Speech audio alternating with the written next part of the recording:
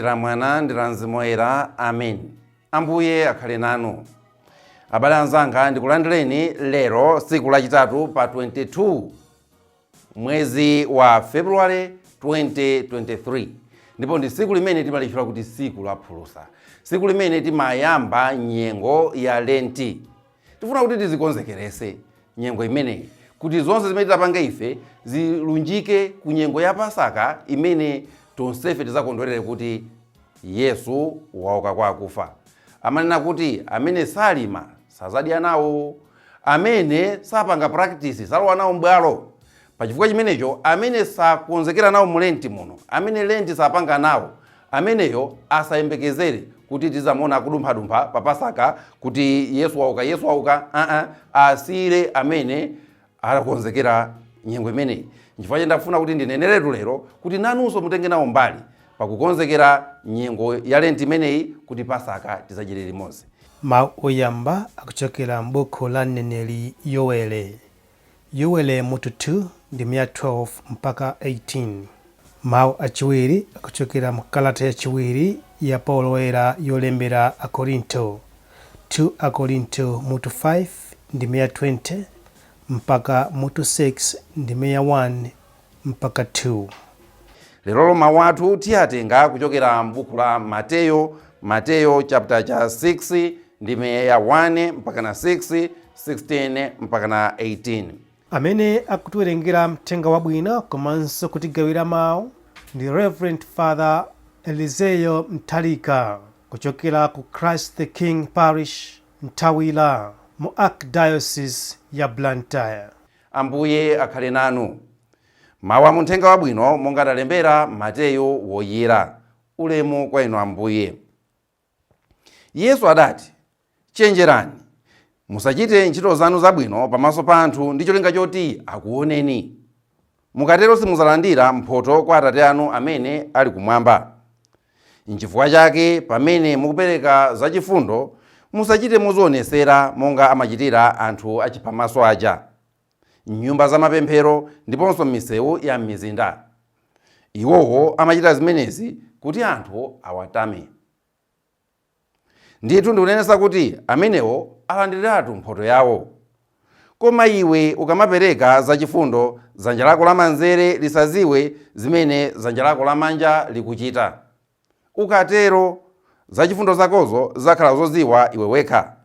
Sono Atate ako amene amaona zobisika azakupasa mphotho. Pamene mukupemphera musachite monga anthu achipamaso aja. Iwo amakonda kuyimirira ndi kupemphera m'nyumba za mapemphero pa miphambano za m'misewu ndi za m'mizinda. Amachita zimenezi kuti anthu awaone. Ndithu ndikunenesa kuti amenewa alandiriratu mphotho yawo. Koma iwe pamene ukuti upemphere, lowa m'chipinda chako, seka chiseko ndipo upemphere kwa Atate ako amene ali osaoneka. Sono Atate ako amene amaona zobisika azakupasa mphotho. Mthenga wa Ambuye. Ulemu kwa inu Ambuye Yesu Khristu. Abale anzanga, lero mukatenga mawu oyambaja akukamba za kuyasa chikondi cha Mulungu. Kuchiyasanso chikondi cha Mulungu. Kuti chikondi cha Mulungu ungachiyase bwanji? Ungachikolezere bwanji chikondi cha Mulungu? Inu mukuziwa kuti pamene pali chikondi pamakhala zabwino. Ndipo ngati munthu wakondedwa, ngakhale mu mtima mwako umamva kukoma. Umamva kukoma kuti munthu ne moyo koma chifukwa kuti wakondedwa. Anzako akakukonda, anzako akamakukonda umamva bwino. Chifukwa chanati pasa lamulo, konda anzako monga mmene umazikondera iwe mwini. Koma no Mulungu, kodi chikondi chake tingachiyase bwanji? Tingachiyase bwanji? Mawu oyamba akunena kuti muchiyase chikondi cha Mulungu. Ndipo mukachiyasa chikondi chimenechi muzaona ubwino wake. Apereka chimene tikuyenera kupanga ife kuti tiyase chikondi chimenechi. Ndipo akunena kuti ngati mufuna kuyasa chikondi cha Mulungu, nonse tulukani panja, fuulani, kwezani mawu, mumpepese Mulungu pa zochimwa zimene mumapanga. Mumpepese Mulungu amene munamulakwira, munene sole, munene pepani Ambuye. Muvale ziguduli, phulusa lake pompo, musonyeze kuchokera pansi pa mtima wanu kuti mwalapadi. Mukatero chikondi cha Mulungu chimayaka. Ambuye Yesu ananena kuti, mukumbukira nthawi imene Ambuye Yesu kunabwera mzimayi amene ana thira mapazi ake ndi mafuta, ndikutenga sisi lake limene anali nawo lalitali bwino ndikumapukutira mapazi ake aja. Afarisi kuzanena kuti tamuoneni uyu akanazwa kuti nzima amene ndotani sibwenza tamulola kuti ampukute mapazi. Mukumbukira zimene Ambuye Yesu anayankha, ananena kuti mayi ameneyi chikondi chimene akusonyezachi akusonyeza kuti wakhululukidwa zambiri. Kuzera mukukhululukidwako chikondi chimatuluka. Munthu amene wamva kukhululukidwa chikondi chimatuluka. Ukakhululukidwa zambiri chikondi chimatuluka. Choncho kukhululuka ndi kukhululukidwa kupepesa kumatulusa chikondi, kumayasanso chikondi. Ndiye munyengo inoyo ya Lenti imene tikuyambayi ndi mpata wathu oti tiyase chikondi cha Mulungu. Chiyake chikondi cha Mulungu pa ife. Chiyake ndithu ngati nsakali, ifenso tizimva kuna kuti koma ifeyo Mulungu amatikonda. Ngati munthu umamva nzako, munthu nzako akamakukonda, nanji Mulungu. Kodi inu munambe mwamva pakuti koma inetu Mulungu ndiye amandikonda. Ineyo Mulungu amandikonda. Ngati munachimvapo chimenecho, tifuna kuti chimenecho siku lilonse muzichimva kuti Mulungu amakukondani. Zonse zimene zachitike munyengo ino ya Lenti, nkhani yake ndi yomweyo. Lero ndi siku la Phulusa. Tikuyenera tifotokozere choyambirira Phulusa limeneli. Mpingo wathu umakhulupirira kugwiritsa ntchito zinthu zooneka ndi maso kuti zifotokoze china chake cha mtengo wapatali chosaoneka ndi maso chimene chili kuseriko. N'chifukwa cha mpingo mwathu tili ndi masakramenti, mpingo mwathu masakramentalia. Mpingo wathu umakhulupirira kuti Mulungu akafuna kuzapeza anthu ake amabwereka zinthu zooneka ndi maso.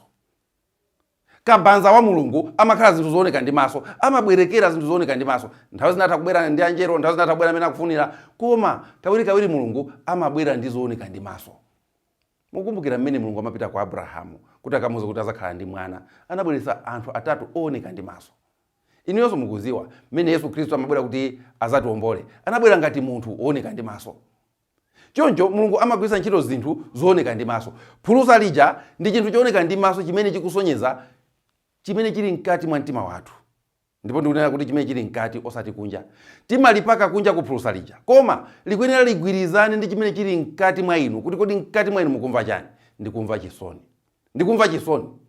Ndipo ngati mukumva ndi chisoni, chisoni chimene chija chioneke mukuchionesa ndi Phulusa lija. Limene tikulilumikizanso ndi sakramenti la kulapa. Kuti ngati wapakidwa Phulusa, aliyense amene akupakidwa Phulusa siku la lero wavomera, walembesa kuti nyengo ino sitha asanakalandire sakramenti la kulapa. Ufuna unene kuti munthu ndamva chisoni, mwamva chisoni ndi chani? Chimene chimatimvesa chisoni ndi ichi. Mulungu anatilenga ndi kutipasa muyeso wa moyo wathu kuti tikuyenera kufikira apa. Tikuyenera kukhala anthu otere, anthu achikondi, anthu oleza mtima, anthu otukuka, anthu otani. Koma chifukwa cha machimo anthufe timakanika kufikira saizi imene ijayo, timakanika kufikira mulingo umene uja, ndi timakhala anthu omvesa chisoni.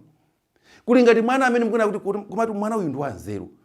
Mwana uyu ndi wanzeru kuti atangomaliza sukulu ameneyi atakuzakhala engineer. Koma kumuona angodya chamba. Angodya chamba mpaka ndikupenga iwe ndikumamva chisoni. Amakhala munthu omvesa chisoni. Uyuyu akanayenera kufikira apa. Azipuzacho kumachita kunena kuti mwana uyuyu azakhala wotere, koma tamuneni zapanga izi. Tamuneni pali yepa. Ndi mmene timamvesera ife chisoni anthu. Mulungu anatilengera moyo wina wake, koma ife chifukwa cha machimo sitikufikira mulingo umene uja. Pa chifukwa chimenecho tikuyenera tizimvere chisoni toka poyamba. Mmene anazimvesera chisoni mwana olowerera uja, anazimvera yekha chisoni. Iniyo simbalimvera chisoni ziko lathuli. Lonena kuti pano kuti khala zaka zingati lili lozimira paokha. Koma umphawi udakalipo mpaka na lero. Ziko lomvesa chisoni. Umphawi udakalipo mpaka na lero. Ziko limene makobiri likulandira kuchokera kwa azungu kaya kwa ndani mabilioni. Koma mpaka napano kuhanga ndi makobiri aja akungolowa mu mcholo. Chikuchitika ndi chani? Ndondovesa chisoni. Tikuyenera kuti tizimvere chisoni munyengo inoyi. Tizimvere chisoni, ndipo mawa alero aja kunena kuti tiyambe ndi asogoleri avale ziguduli anene kuti Ambuye ifeyo tasochera. Chifukwa chona kuti sitingakhale mtundu umene tikumpepesa Mulungu ngati asogoleri sagweramo. Msogoleri aliyense timansaka kuti uja akhale pasogolo kuti sogolera pa zinthu zosiyana-siyana. Kulapa kumene tikunena kulapa kwa panuko sikungolapa kwa munthu aliyense payekha.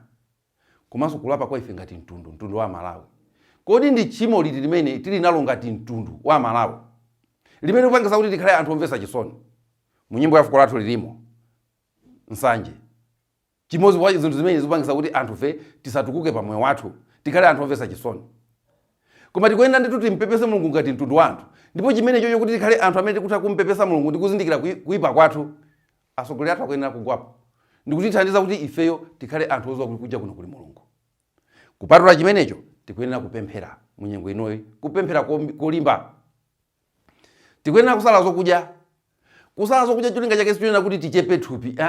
Si ma exercise yonena kuti tichepe thupi. Ayi. Cholinga cha kusala zokudya kuzilanga. Cholinga chake nchona kuti ndikhale kuti zimene zimandipasa busy, zimene mazitenga ngati za mtengo wapatali, zimene mazika pa nambala 1 ndizichosepo ndikazike kumbuyo. Ukapanga zimene chita satire nchani? Chita satire ndi Mulungu amayenda ndikakhala nokusogolo kuja, Mulungu ndikukhala nambala 1 wako. Choncho nyengo inoyi ya Lent ndi nyengo imene ikuna kuti iweyo ndi Mulungu muyandikane, muyang'anane pafupi, ndipo Mulungu akuthandize. Koma zimene zichitika ngati iweyo sukhala busy ndi zinthu zina. Koma masiku ano anthu kumakhala busy kwambiri, very busy ndi zinthu zina, Mulungu ndikumuyika pambali. Anthu akumatenga ngakhale foni kuchalichi. Kuchalichi kumene akuyembekezera kuti akakhale busy ndi Mulungu, iwo ndi Mulungu basi. Koma kumakhala ngati malita, kutanganidwa ndi zambiri. Ukakupemphera ukakuyang'ana foni, ukakupemphera ukakupanga chani. Kupanda serious kwache kumeneko, Mulungu sangagwire ntchito moyo mwathu. Tikuyenera kuyika pasogolo mapemphero mu nyengo inoyi, Mulungu tiyandikane naye. Tikuyenera kusala zokudya ndi kuzimana, chifukwa chona kuti tikufuna kuyandikana ndi Mulungu. Ukayandikana ndi Mulungu uja pamene mayankho a moyo mwako amabwera.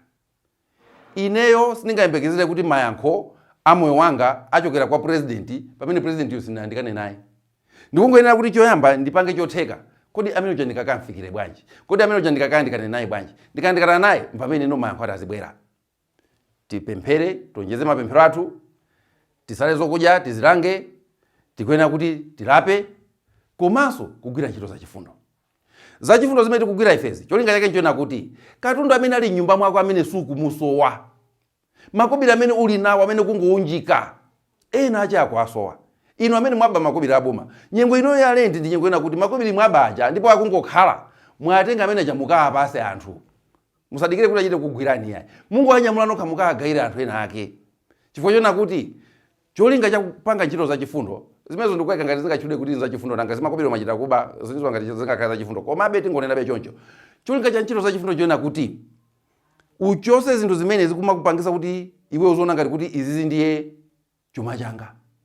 Uzitenge zimene zija ukazipereke kwa ena. Ambuye amene kuti gulisani zonse mukatero mbwere muzandisata. Choncho tipemphere kuti nyengo imeneyi ya Lent Phulusa talandira likhale kulembesa kwathu. Aliyense amene walandira Phulusa wairembesa kuti azasala zokudya, azagwira ntchito zachifundo, aonjeza mapemphero komanso akalapa. Zimene anthu atazitifotokozera pang'ono mpaka na nyengo yonse ite, Ambuye Yesu akauke. Ndikunyadire kwa basa abale. Chifukwa kuti mwakhala pamenepo kuti Ambuye atiyankhule pa zimene tikuyenera kupanga ife mu nyengo ino ya Lent. Timumvesere, tizigwiritse ntchito. Chifukwa nani nato paja kuti munthu amene atangomvesera koma osagwiritsa ntchito ali ngati munthu opusa amene amamanga nyumba munjenga. Ino ndine tisapuse. Tiye timange nyumba yathu pa Thanthwe lenileni. Munalinso ndine Elizeo pambo Nthalika. M'dzina la Atate ndi la Mwana ndi la Mzimu Woyera. Amen.